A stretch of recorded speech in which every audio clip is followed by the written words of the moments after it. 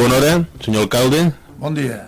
Fa dies que no ens veiem, senyor. Ara feia molts dies. Hem decidit parlant dies enrere que faríem potser un especial de primavera, perquè últimament no parlem gaire, i comença a notar la sensació de que potser en aquest municipi no es fan prou altres coses, no?, amb el tema aquest de la crisi. Ja sé que vostè em desmentirà tot això, però ho volia ficar a prova perquè es plantejar les coses que li volia preguntar. Fem aquest especial a primavera, expliquem als nostres oients, més que res perquè ara en pocs dies hi haurà diversos esdeveniments bastant importants, crec jo, i hem pensat que seria un moment de tornar a parlar i repuntar 3 o 4 idees.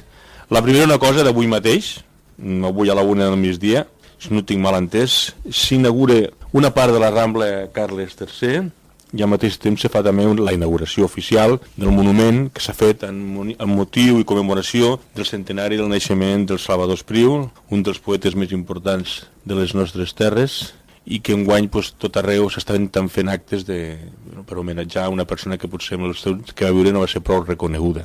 A més, me consta també que en aquesta inauguració vindrà el rector de la Universitat de Lleida, el senyor Roberto Fernández. El dia, almenys perquè s'ha arreglat, tenim un bon dia assolellat, suposo que això anirà tot bé. Bé, la veritat, no sé, també han dit que giri vent d'Aragó, per tant, esperem que si bufo no bufo gaire fort. Sí, una mica, aviam, no és la Rambla Carles III, com bé comentaves, ni fem un tram, no és el nostre objectiu, almenys a curt termini, acabar-la sencera, perquè tampoc d'entrada no li veiem la necessitat, però sí que veiem la conveniència de que tot l'entorn a la plaça dels Llums, a la plaça de l'Obelisc, que en definitiva és l'entorn al Parc d'Europa, l'entorn a la futura residència d'avis, acabar de dignificar aquest espai, ja que realment és una de les zones on quasi tot el poble s'hi passeja. De fet, ja hem fet algun acudit, no?, a la plaça de les Llums, on hi ha l'Obelisc, li diuen la plaça del colesterol. I diuen això perquè, clar, tothom va caminar a fer exercici, no?, per fer vida saludable. I, per tant, se troben, tu què fas? Doncs van treure el colesterol. Això és la plaça per treure el colesterol, eh? Bueno, però és una mica... Això demostra, i que es fa a nosaltres satisfets, no?, que realment ha sigut un èxit. Bé, per tant, hem volgut inaugurar aquest tram per consolidar, tal com te comentava. A més, ho hem fet amb materials reciclats en gran part i fem aquest monument, aquesta escultura, que és subvencionada al 100%, és una escultura que en aquest cas ha financiat l'empresa Aqualia, l'empresa de serveis d'aigua, amb motiu de la renovació del contracte. Hi havia una clàusula de l'any 94, en el que aquesta empresa havia fet un seguit d'inversions en matèria culturals i bé, hem aprofitat aquest punt del contracte per dir, escolta, fa un temps que vosaltres no heu invertit en aquest sentit i com és una de les vostres obligacions, nosaltres ens agradaria una escultura, en aquest cas, de l'artista argentí Miquel Ángel González, que viu a Lleida, força conegut a la ciutat de Lleida concretament i les terres de Lleida, i que pogués recordar la figura, en aquest cas, del Salvador Espriu. Bé, i com Carles III, la Rambla del monarca que va fer possible el naixement de la població d'Almacelles, junt amb una gran persona del món de la cultura, com és Salvador Espriu, van considerar oportú que qui pogués fer els honors d'inaugurar aquest tram i aquesta escultura pogués ser un home de ciències, un home de cultura també, que millor que el mateix rector de la Universitat de Lleida i a més un especialista en el segle XVIII, que coincideix en aquest cas amb l'època de Carles III. El rector ha fet diverses publicacions, llibres sobre la figura del rei. Sí, perdoneu, perquè no només és expert, sinó que el senyor és el catedràtic i especialista, potser un dels màxims de Catalunya amb el que seria aquests... I de referència a nivell d'estat, Sí. I per tant, han volgut donar-li també que la inauguració fos a càrrec d'una figura com aquesta. Si s'hi fixa, últimament, les inauguracions mirem que siguin persones... Fugim, i que em perdonin, però fugim d'anar a buscar una persona del partit que té un càrrec institucional per allò... No. Penso que quan toca, tocarà, però quan no toca, no toca. Si el Parc d'Europa el va inaugurar el que fou president de la UNESCO, que se'n pot buscar un conseller, i en aquest cas la Rambla Carles III també hem volgut buscar aquesta figura. Jo penso que és una de les coses que també la gent també crec que seria bo que valorés, no aquest concepte, buscar un concepte molt més cultural, molt més obert, i això no és en contra de ningú, ni molt menys. No, serien inauguracions ad hoc, cada persona... Per supuesto, per exemple, una altra inauguració que farem, que serà el dia 18, és un museu. Sí, ara li volia preguntar. Us ho farà el president de la Diputació de Lleida. I per què? Home, perquè és juntament amb la Generalitat els que han financiat l'obra, més la Diputació que la Generalitat, i en menor part l'Ajuntament d'Almacelles. Per tant, en aquest cas, serà el president de la Diputació. Si m'apure, el mes de juliol esperem poder inaugurar el passeig de la Mercè, sigui sent el carrer de la Mercè. El que passa és que la part central, igual que una plaça pot estar dins d'un carrer, no? Per exemple, la plaça de les Llums està dins de l'avinguda Joan Martorral, no? Doncs, la part central del carrer de la Mercè, que està jardinada, li diem el passeig. Serà com una rambla, perquè ens entenguem. Una rambla, i que esperem que el mes de juliol la pugui inaugurar l'alcalde de la ciutat de Barcelona. No?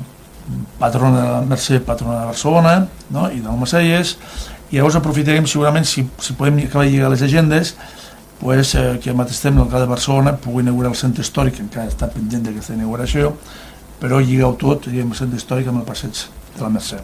Bé, per tant, ho tindrem en qüestió d'un mes i mig, 2 mesos. Una primavera cultural. 3 inauguracions, penso, força importants, i que demostra precisament aquest dinamisme i aquesta manera de treballar amb molts esforços. Estem fent carrers, aviat ens fiquem a la residència d'avis, estem buscant fórmules per tots els cantons perquè, entre altres coses, que la nostra administració no deixi d'invertir.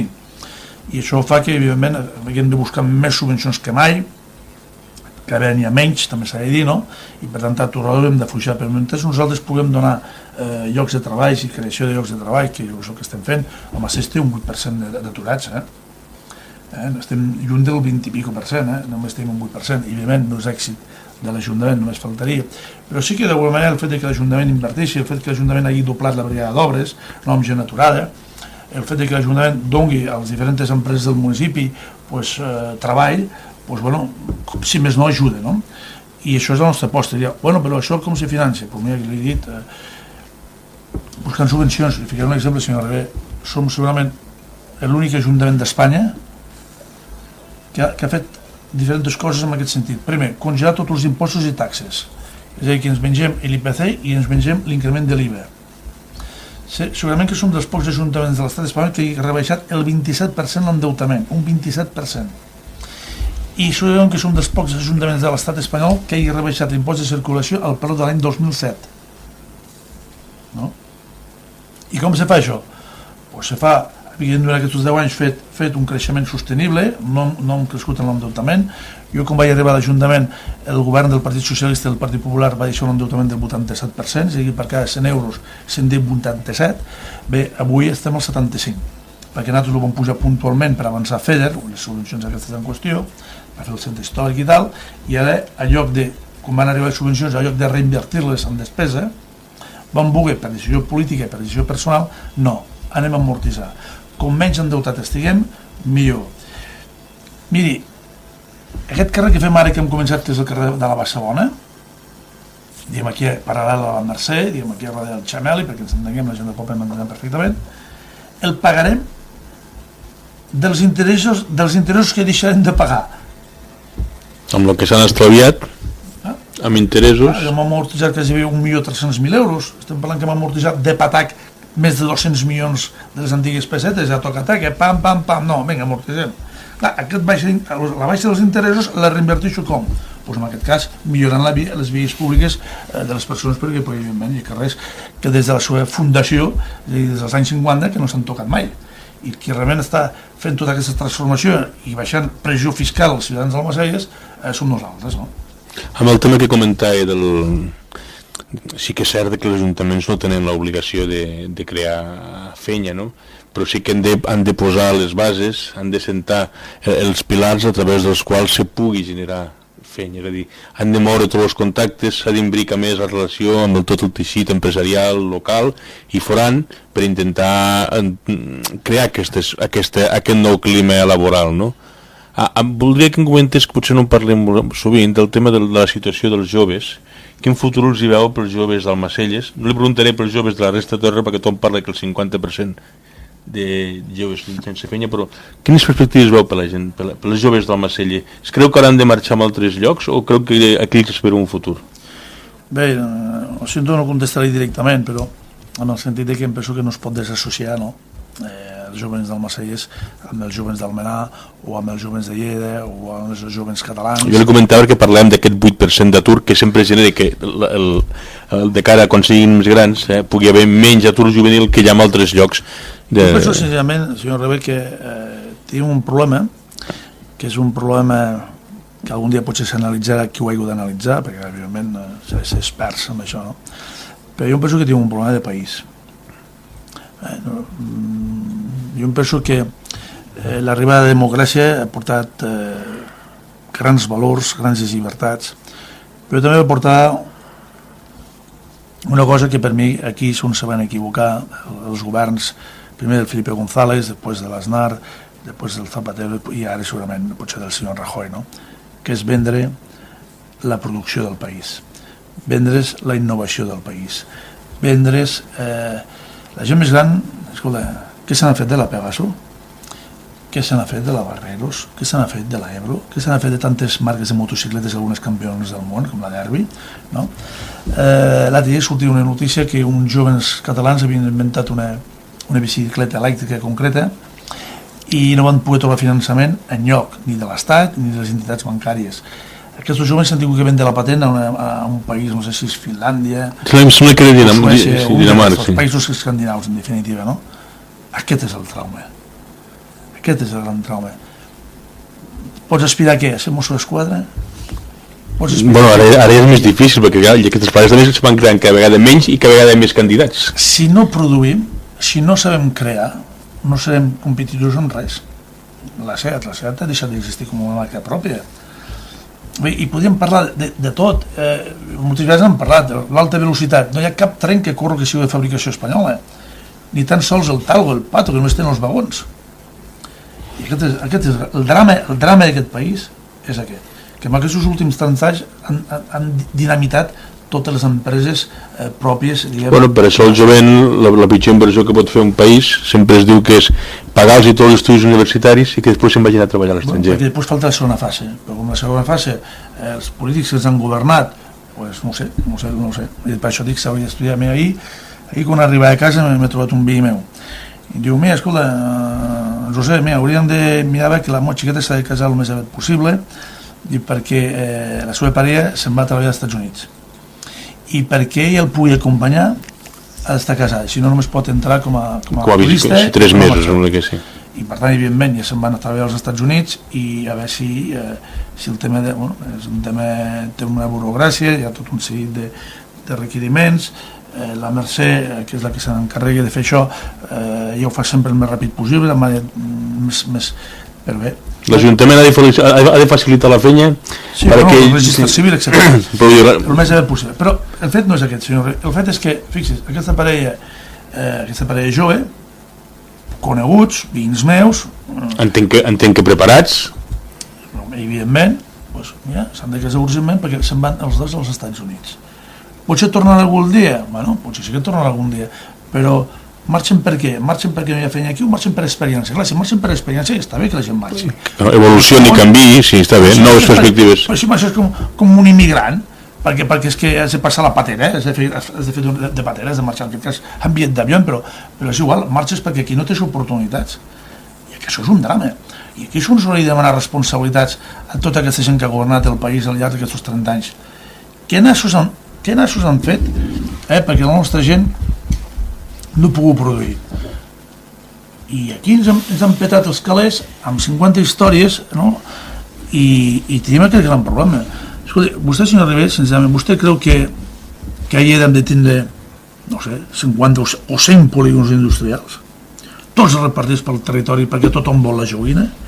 Qualsevol alcalde vol tenir una joguina? Tothom volia abans també joguines, tothom volia la seva piscina municipal, encara que fos un poble de 100 habitants, tothom volia el seu poliesportiu, encara que fossin 200 habitants... Però això li podria discutir, perquè això sí que li podria discutir, perdoni, però les infraestructures importants, els eixos importants, m'entén? És com voler que cada poble tingués una parada de l'AVE. L'AVE no tindria cap sentit. Fer una piscina, aquests pobles que vostè diu que són de muntanya majoria, fan un dipòsit, fa 12 per 6, això val 50.000 euros. Almenys aquella gent no deixa el seu municipi per haver una capital que està a 30 quilòmetres. Això es pot mitjà entendre perquè el gasto és mínim, a més no sigui el socorrista perquè són petites, etc. Però fer polígons de 200 hectàrees que estan tots buits, sense tenir un estudi econòmic de creació de llocs de treball. S'han gastat un munt de calés comprant finques a tot arreu, que ara se'ls han de subestar. Vials, urbanització... Buides. Fes 2 o 3 postos estratègics al territori, amb uns eixos viaris i ferrocarrils, ben estudiat, ben tramat. Hi ha un estudi que van publicar una revista prestigiosa francesa, no m'ho faig dir perquè això va sortir fa 3 o 4 anys, que diu que perquè Espanya pogués equiparar-se a nivell europeu, en aquest sentit de producció, hauria de passar 30 anys a partir d'aquell moment. I sense badar. En el sentit que es volgués començar a canviar. Però com no se canvia, perquè si seguís el que vivia bien i el que no que s'alargue, m'entens? I com tant se'ns en fot perquè no hi ha sentit patriòtic i no hi ha sentit de res, perquè moltes vegades aquests que es diuen tan patriòtics, si analitzes el que estan fent davant de la seva responsabilitat política, dius, hòstia, patriòtic, bueno, és un eslògan, perquè al final el dia a dia és el que hi ha, no? Per tant, contestar la seva pregunta, senyor Rebé, jo penso que tinc un problema greu de país. Jo, alcalde, li volia comentar un altre tema, un tema diferent, un tema especial. Ahir va sortir publicat en un diari d'abast local, el diari Segre de Lleida, una informació amb la qual s'hi diu que vostè i el senyor secretari de l'Ajuntament hauran d'anar a judici per una presumpta prevaricació. És el que el jutge diu que veu indicis, diu el jutge, de que haurien falsificat un document juntament amb un policia local. Aquestes acusacions són greus, alcalde. Bueno, ahir em va tocar... Les acusacions, Sí, ahir em va tocar un amic meu, que és alcalde també d'un poble de la muntanya, diu, Josep, no sé com tu fas, diu que ha de saber surts al diari. Bueno, vostè surt somrient a la foto, de més, que li han ficat allà a la... No, jo normalment intento ser simpàtic, per naturalesa no soc una mula, no? Sembla que vagi de festa major. Bueno, m'han dit, fica aquí que et faré una foto, que volia que fes cara de pena, perquè aquests senyors que ens han denunciat solien una copa de xampany.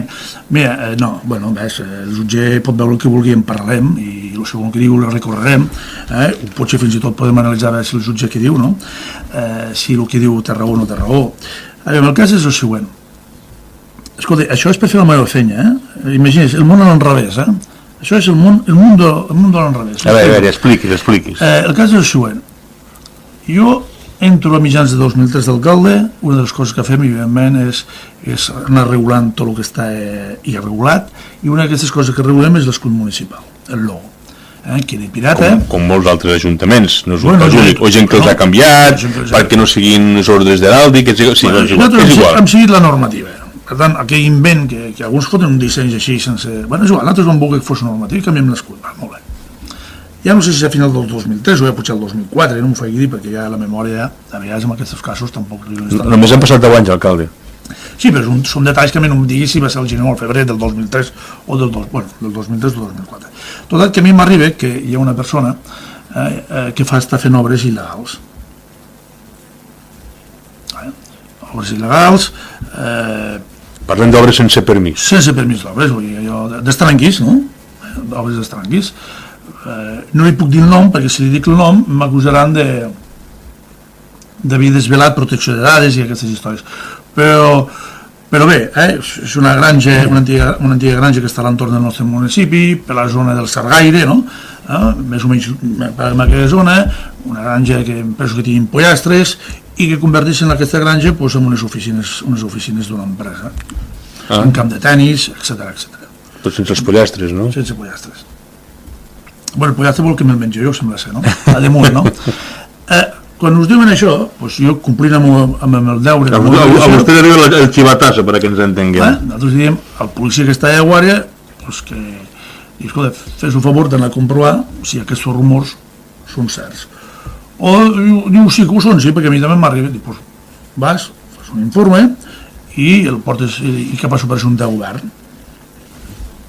Bé, ens arriba l'informe del policia, el secretari se'l mira, bueno, pues, arreu d'això s'envia a l'arquitecte perquè faci el xecoacte i que faci una valoració d'aquestes possibles infraccions urbanístiques. Presumptes infraccions urbanístiques. A l'arribada de l'arquitecte se li nega l'accés a aquest conjunt, no? Vivenda i oficines i tot això. Ens vam obligats, per anar a complir, davant d'una denúncia, se'l nega l'accés, però entenc que l'arquitecte porta un paper previ de l'Ajuntament enviant-lo cap allà i un previ d'un informe anterior fet per policia local on ell té constància d'alguna irregularitat. El vi concret, a veure, que té vinculacions a més partidistes, perquè tothom sabem de què m'està dient que hi ha un trasfons polític? Bueno, jo m'ho dic que a més a més hi ha molta vinculació política, però es nega aquest propietari a que la policia més l'arquitecte puguin accedir a fer aquesta comprovació. Perquè sap que aquí no l'enxamparien, se suposa que és el problema, no? Hem de demanar una ordre judicial per poder accedir... Com a les pel·lícules. Com a les pel·lícules, ordre judicial, s'accedeix i se comprova que s'ha fet un seguit d'obres sense llicència, etc. A partir d'aquí, amb totes aquestes valoracions, penso que ens informen, no me'n recordo, que evidentment la llei permet o bé enderrocar el que s'ha fet o bé sancionar. Nosaltres optem, malgrat tot, per la mesura menys traumàtica, no?, que és la sanció, més que l'enderrocar. Que entenc que li hagués costat més diners enderrocar. No, a mi no. No, amb ell. Evidentment, i a més perdre l'activitat, cosa que després, a més, exercia en aquells moments una activitat d'aquesta empresa sense llicència d'activitats. Bueno, ara hi ha un local, després la van demanar, els hi van donar, evidentment, tot el procés, no? Però d'entrada, bé, fins aquí cap problema, optem per la manera menys traumàtica, la sanció econòmica i punt. Amb aquestes que ens arriba aquesta denúncia on sembla ser que l'escrit del policia, el primer escrit del policia, no coincideix amb el logo que havíem aprovat nosaltres. M'està dient que expliqui-m'ho bé clarament, què va ficar? Va utilitzar un paper amb el logo vell? No, va utilitzar una denúncia que sembla ser que ja va fer a principis de l'any 2003, quan governava el Partit Socialista i el Partit Popular. Coincidint amb aquella època, el policia tenia un informe fet sobre aquestes obres irregulars. Ara no em faig dir si el va entregar o no, perquè tampoc a mi me consta, però sí que el tenia fet per entregar, si més no, amb aquell equip de govern en aquell moment. Sembla ser que el policia comprova, però per no reescriure el que ja sabia i per tornar a reescriure el mateix, fa un copiar-pegar. Perquè havia anat a comprovar per segona vegada i hi havia el mateix. I el mateix. El copia, però amb la diferència... El logo havia canviat. El nou logo. El nou escut. I el copia de forma tan innocent que ni tan sols canvia la data que ficava gener de 2003. Bueno. I l'home, la policia, lo copia i diu, mira, esto es lo que hay. Bueno, aquest és el gran delicte, senyor Ribé. Que el policia recopia l'informe i no canvia la data de gener 2003... Només que hagués fet el mateix idèntic, canviant amb l'escut nou i la data arreglada... Ja està, si no passa res. Però és que a més, deixa'm-ho dir, el jutge dirà el que sigui i potser ens foten a la picoda, potser no sé el que passarà. Però és que és una xorrada com una casa. Bueno, però llavors el jutge vostès per què els acusa? Doncs mira, no sé per què els acusa, perquè ell diu que potser sí, potser no, potser tot això és... Però a veure, si nosaltres no fotem una cosa dolenta... Amb aquest tema hi ha dues coses que pel que veig són clares. Una, vostès, prevaricar, vostès ha ficat diners a la butxaca? No, jo no m'he ficat ni un duro, perquè la butxaca no m'he ficat. Perquè a més pel que tinc entès no s'ha cobrat això encara. No, si això sí, home, i no cobraria jo, cobraria l'Ajuntament del Massana, expedients, això és totalment legal i transparent, nosaltres no, jo, per l'amor de Déu. Llavors, era entendre que pel que explica vostè, l'altra part se'n va donar compte de l'errada del policia, evidentment, i ha estat hàbil per intentar buscar una via per, com a mínim, dilatar el pagament. Per almenys ja porten 4 anys ja, sense pagar aquesta sanció. Però escolti, el delicte no l'he fet jo. A veure, jo soc l'alcalde. No, però alcalde, dos coses, queda clar. Jo no dic que el delicte l'hagi fet vostè, perquè a més no hi haurà delicte fins que estigui condemnat. Això per l'altre, però... Segona, llavors li faig una pregunta. Per què el denuncien a vostè? Perquè soc l'alcalde de la vila. Soc l'últim. Però això sap que van les seves responsabilitats. Bueno, jo no he dit que no hi vegi la meva responsabilitat. A mi, si avui el que està treballant a la brigada, ahir una cera, li fot un cop a una veïna, el que sortia el dia seré jo. Jo tinc 70 treballadors. Bueno, ja ho sé que va el meu càrrec, però jo m'explico, jo també m'he de defendre, no? Jo estic explicant que nosaltres complint la nostra obligació de fer respectar les lleis, resulta que sembla que els delinqüents siguem els que fem respectar les lleis, perquè hi ha un defecte de forma, sembla ser.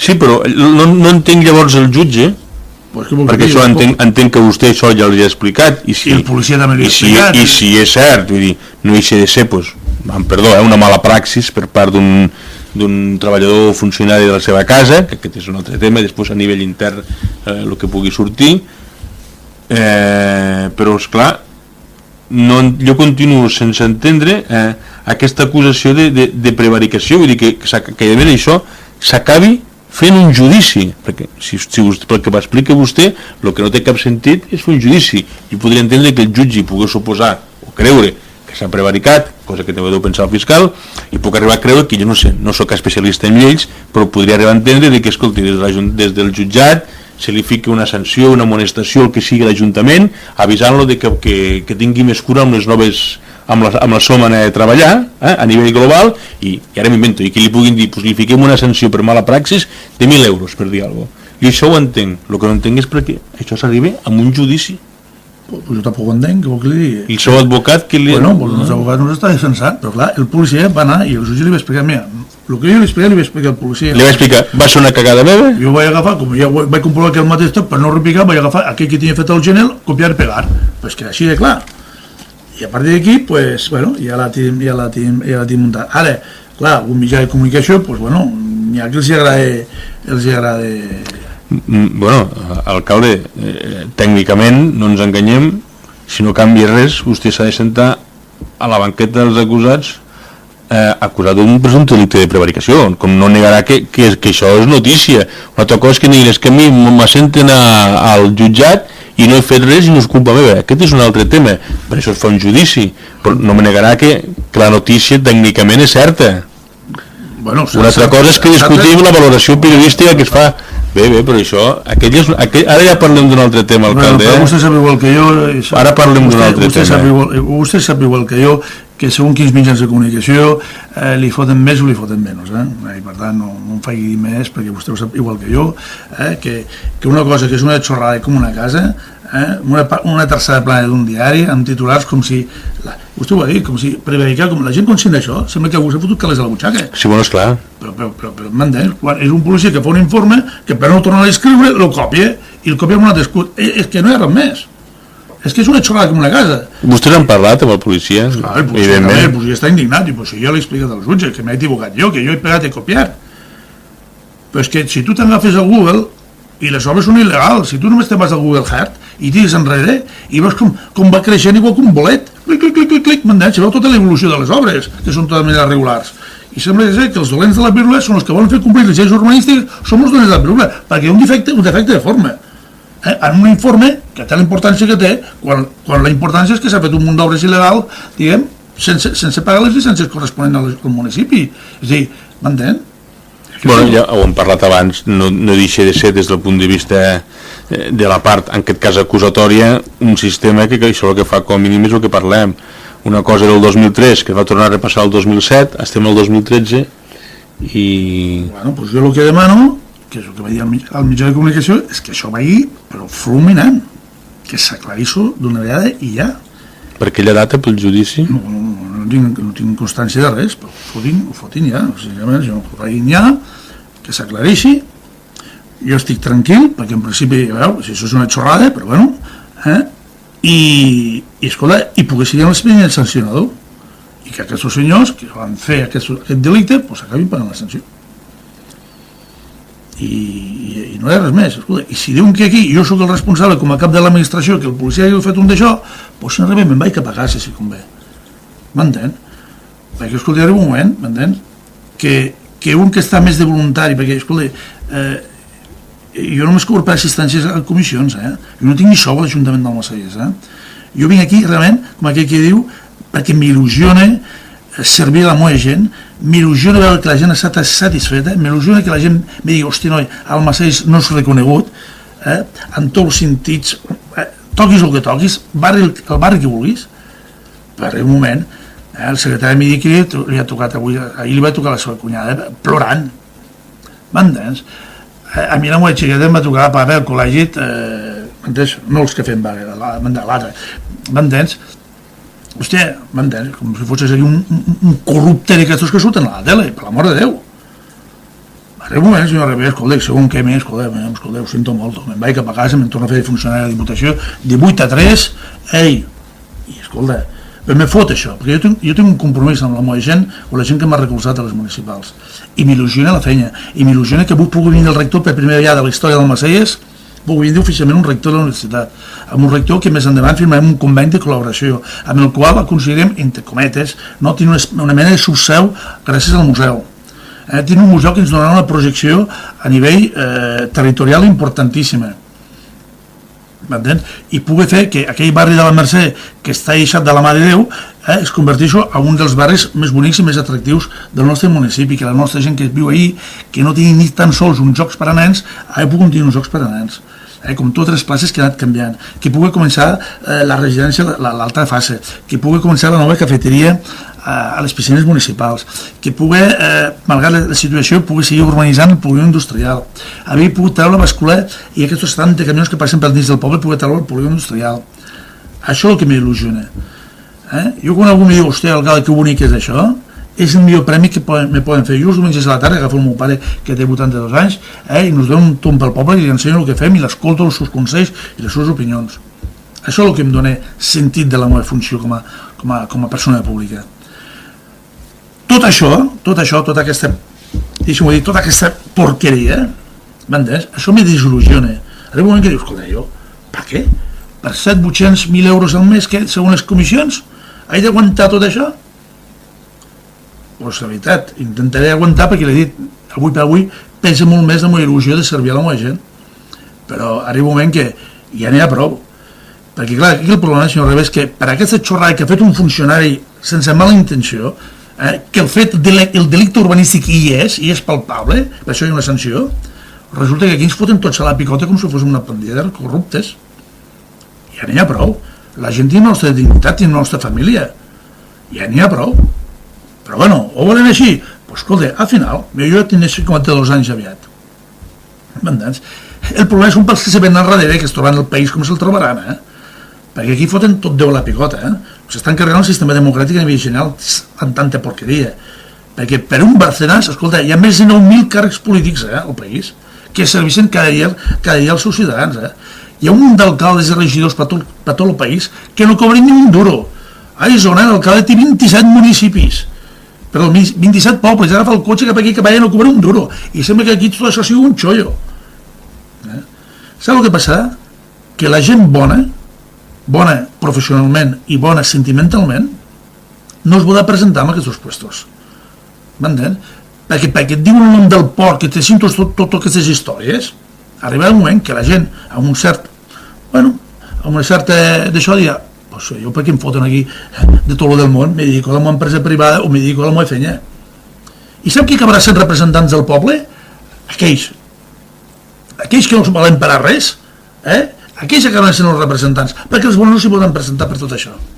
Però bueno, escolta, jo ja et dic que estic més cap allà que cap aquí ja, m'entens? Jo he cruzat ja el 70% de la meva vida, m'entens? Vull dir, el 60, no sé. Bueno, ho sabem, alcalde, no ho sabem. O pot ser demà, no ho sabem, però teòricament, no? En 52 perquè et pot quedar 20-25. Esperem que no es mori demà, quan molt caldria en el judici. Bueno, més, vaya broma de mal gust.